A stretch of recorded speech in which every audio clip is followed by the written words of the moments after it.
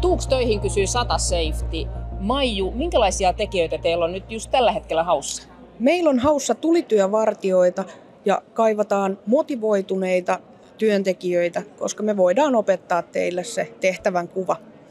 Tulityökortti ja työturvakortti on ainoat, mitä vaaditaan. No, minkälaisia ominaisuuksia odotatte ja toivotte hakijoilta sen lisäksi, että on sitä ammattiosaamista?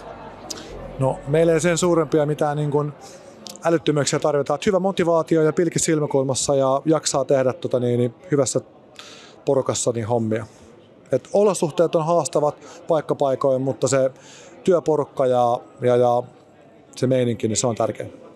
Kerrataanko tähän vielä, että mitä tulityövartija tekee? Kumpi vastaa?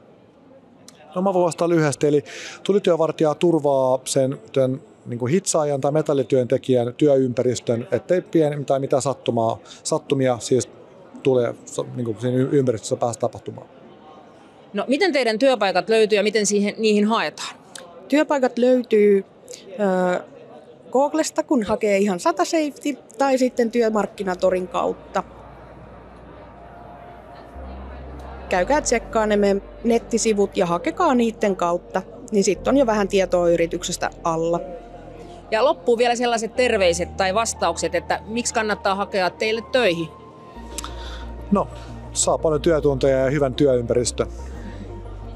Meillä on monipuolinen työntekijäporras ja pääsee tutustumaan moniin eri alan yritykseen myös meidän kautta.